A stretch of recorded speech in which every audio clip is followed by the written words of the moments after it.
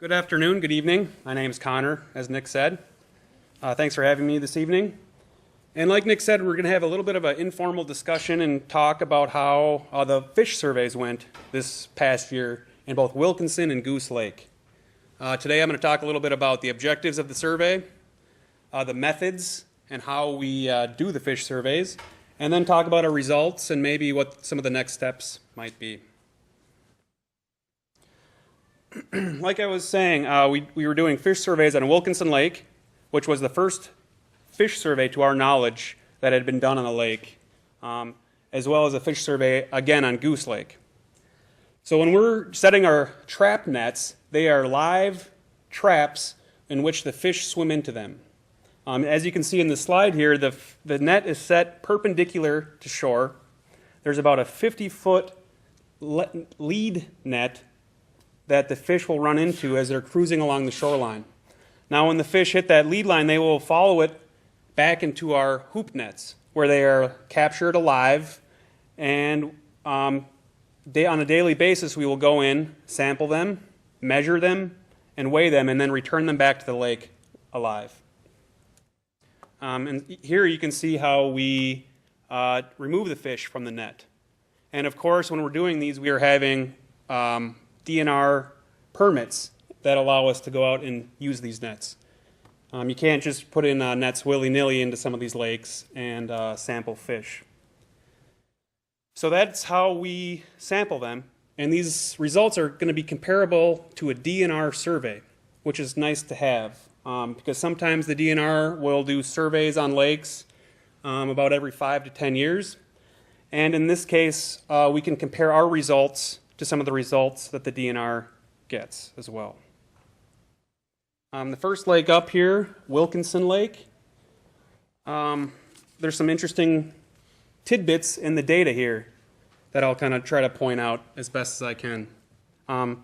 First thing is the black bullhead numbers, which were overall moderate for the adults. However, the young of the year black bullheads, which are just these small little 3 to 4 inch bullheads, were in very great numbers.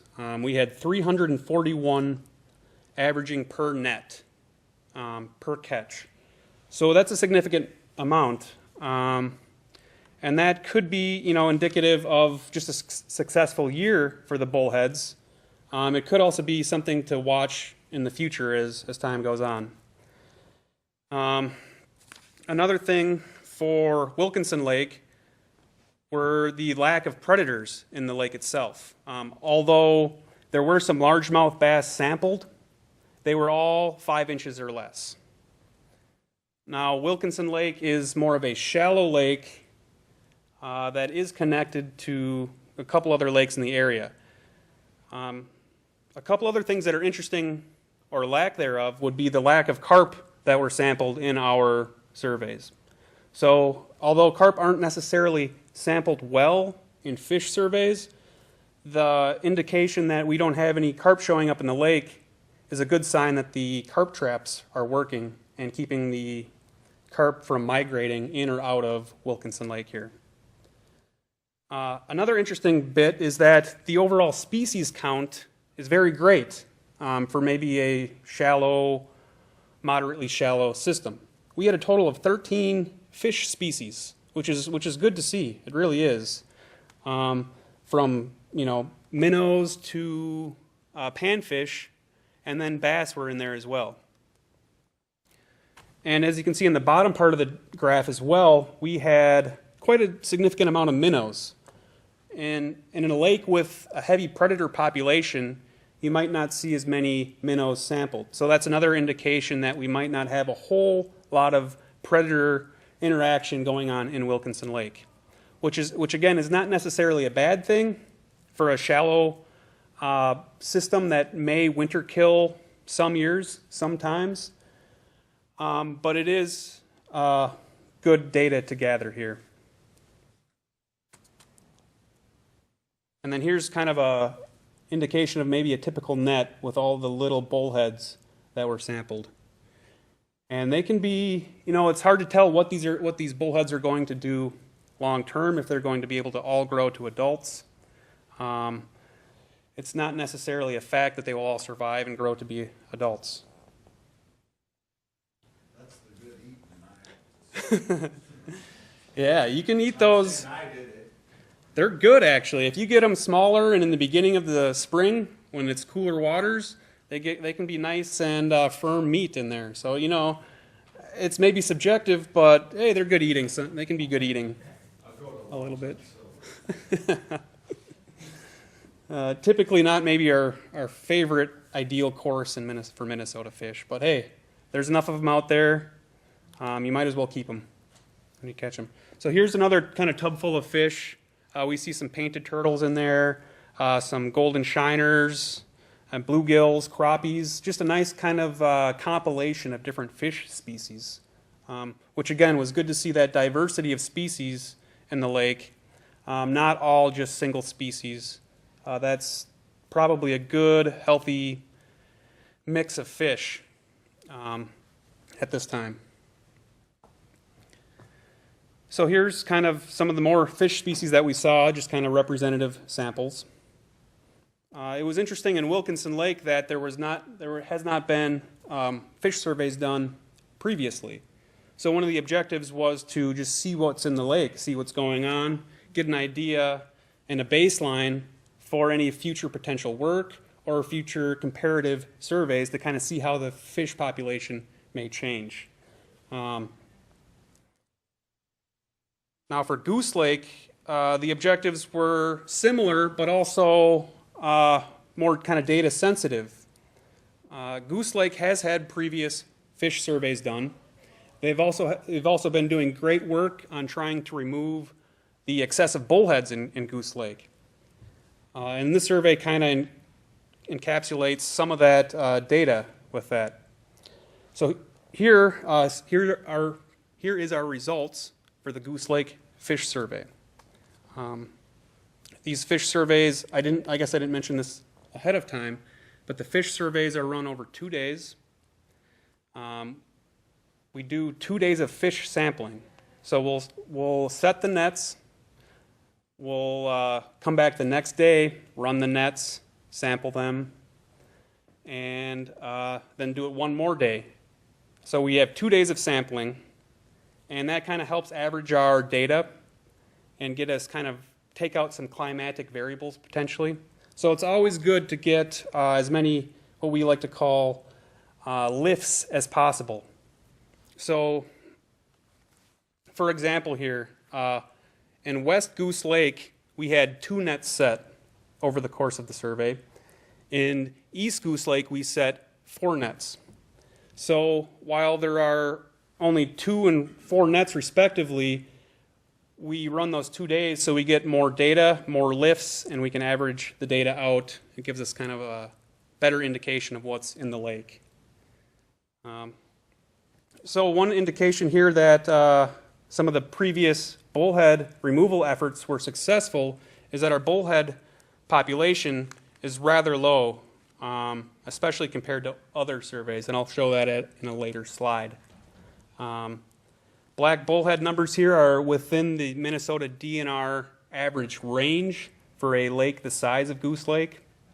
That's a very positive sign. Something to see here is that the number of black crappies increased rather dramatically. This is a number of crappies per net. So that is 219 crappies is significant in East Goose Lake, especially when you compare that to the bluegill population and other fish. We did have largemouth bass still thriving in Goose Lake. However, what we sampled were mostly large adults. We weren't sampling some of the younger, smaller largemouth bass, which we did back in 2012, and I'll show that on another slide as well. How the bass lengths and the frequency of their lengths, while there are big individuals still in the lake, there are not as many younger fish kind of coming up and potentially filling the space of the larger ones once they grow older and either die naturally or are fished out. So other than that, main findings here were that black bullhead numbers were way down, which is very positive for Goose Lake. And the crappies might be kind of filling in a little bit of that area where the black bullheads are now gone. Other than that, the range of fish catch per net was well within average DNR ranges. Nothing too exciting there, except basically the perch were in the survey a little bit more than we thought. And while East Lake had a good amount of bass in the lake, we did not sample any largemouth bass in West Goose Lake. And then here's kind of an example of us measuring fish. You can see here on the fish scale that there is a bluegill sunfish and a crappie. And these are kind of a representative catch of Goose Lake here. Sizes aren't huge, but they are, these are good catching fish. And they're both kind of indications that the lake has a healthy fish population right now. They're not stunted, but at the same time, they are not overly large fish. But they are growing and they are increasing in size. So like this picture here, there are still some nice fish in Goose Lake. This was kind of typically the size we were seeing. There weren't many smaller, there weren't too many larger, but it is a fun fish. They all looked healthy, well fed, not skinny, and very, very hard.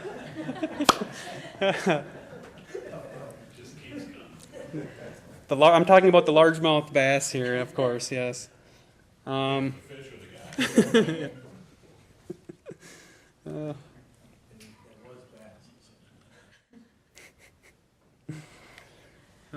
yeah, these surveys are always fun just to kind of see what's going on in the lake. You never quite know what you're going to pull out of the net in a lot of these cases, whether it's bass, rough fish, minnows, and sometimes even other wildlife species. Such as here we have a snapping turtle that was in the net. Pretty large guy, probably about 25, 30 pound snapping turtle. And so that's always interesting. Sometimes we'll also catch, oh yeah, go ahead, Nick. Oh, sometimes we'll also catch muskrats and other wildlife that are in these ponds. But again, this is a healthy snapping turtle, good to see. He made it and he's back in the lake today. Now, this is kind of a more interesting table here. We have a comparison of our fish surveys over time. So if we want to look back at 2012, which is kind of the middle blue column here, that was kind of right as they were getting going with some great work by VLAWMO to do some bullhead removal in Goose Lake. And we can see here that the black bullhead at the very top line here, the numbers are significantly lower than 2012. Not only are the bullhead numbers down, but the bluegills numbers are down as well, while the black crappies are increasing. So, I mean, that's just kind of an interesting dynamic going on within Goose Lake and how some of these fish communities can change over time. It's interesting to look at how the structure of these lakes can change, and that can give us some information as to the health of the lake as well as the health of the fishery. Here we have, let's see, what else is changing here? We had yellow perch numbers significantly drop there at the bottom. And, they can act like a predator sometimes. They can be fish eaters. So that could be a pressure from the bass. Some of the changes that have occurred, like I have said, from 2012 to 2017 have been in large part due to the efforts of VLAWMO to not only remove bullheads from the lake, but also to stock these largemouth bass. So that has had a great improvement on the fishery as well as potentially some of the water quality in Goose Lake. And I think that bass stocking coupled with the bullhead removal has been pretty successful. if there was anything to really consider going forward, would be to make sure that we continued that bass stocking program, partially due to the cost effectiveness of the program with respect to the water quality as well as fishing. I mean, people in the area are now aware that Goose Lake has some good fish to catch in it, and we could help kind of support that by continuing stocking at a moderate to low level to keep that predator pressure on some of our young fish, the bullheads, even the panfish such as the crappie and bluegill. It's important to kind of keep that predation pressure on the fish so we have a more balanced fish community, especially for Goose Lake. Wilkinson Lake is a little bit different system. It's more of a natural area lake. So if I could just go back just briefly to Wilkinson, while there aren't a lot of predators in this lake, it is more of a wildlife pond, and the recommendation from Blue Water Science might be to kind of keep that a wildlife lake, where passive management might be an option there. Stocking is not really necessary, but it could be done at the same time. Since the lake is more shallow and has already a pretty established community, it might not be all that necessary to stock. One, due to the freeze-outs, and two, due to the fact that it is more of just a wildlife pond with not a lot of recreational use or major water quality issues at this time. So that's something to consider. The lakes were overall in very good health, and the fish surveys are always a fun way to assess the status of the lakes.